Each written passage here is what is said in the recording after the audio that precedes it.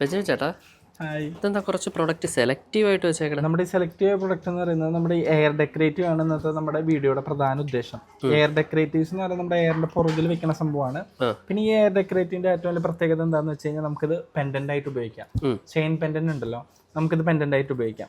നമ്മുടെ സാധാരണ മാർക്കറ്റിൽ വരുന്ന വിക്ടോറിയൻ പോളിഷ് എന്ന് പറയുമ്പോൾ ഒരു ഓക്സിഡൈസ്ഡ് പ്ലേറ്റിംഗ് ആണ് വരുന്നത്. നമ്മുടെ ഇത് വരുന്നത് റിയൽ മാറ്റ് ഒരു ആന്റിക് ഫിനിഷിൽ വരുന്നതാണ്. ഇതെല്ലാം ഫുള്ളി ബഫ്ഡ് ജ്വല്ലറി ആണ്.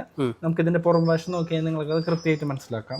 നമ്മൾ ഇതിൽ നിന്ന് യൂസ് ചെയ്തിരിക്കുന്നത് വൈറ്റും അതുപോലെ തന്നെ റെഡ് കളറുള്ള ഒരു മെറൂൺ കളറുള്ള കെംസ്റ്റോൺ ആണ്. ഈ എയർ ഡെക്കറേറ്റീവ് എന്ന് പറയുമ്പോൾ നമുക്ക് ഒരുപാട് പേര് ആഗ്രഹിക്കുകയും പർച്ചേസ് ചെയ്യുന്ന സംഭവമാണ് വിക്ടോറിയൻ പോളിഷിന്റെ നെക്ലസുകൾ, അതുപോലെ തന്നെ ഇയറിംഗ്സും ബാംഗിൾസും. പക്ഷെ ഇതിന് നമുക്ക് പെയർ ചെയ്യാനായിട്ട് നമുക്കൊരു എയർ ഡെക്കറേറ്റ് കിട്ടില്ല. പിന്നെ ഒരുപാട് ബ്രൈഡ്സിന് ഉപയോഗിക്കാൻ ആഗ്രഹിക്കുന്ന സംഭവമാണ് വിക്ടോറിയൻ പോളിഷ്. അപ്പോൾ അതിനൊപ്പം പെയർ ചെയ്യാനായിട്ട് എയർ ഡെക്കറേറ്റ് കിട്ടാത്തൊരു പ്രശ്നമാണ്. അപ്പോൾ നമ്മുടെ ഇന്ന് പ്ലാനറ്റ് ജുവലിൽ, അതായത് നമ്മുടെ ട്രിവാൻഡ്രം പ്ലാനറ്റ് ജുവലിൽ ഇത് ഇന്ന് അവൈലബിൾ ആണ്. നമ്മുടെ സ്റ്റോർ വരുന്നത് സ്റ്റൈൽ പ്ലസിൽ 2nd ഫ്ലോറിലാണ്. ഓക്കെ.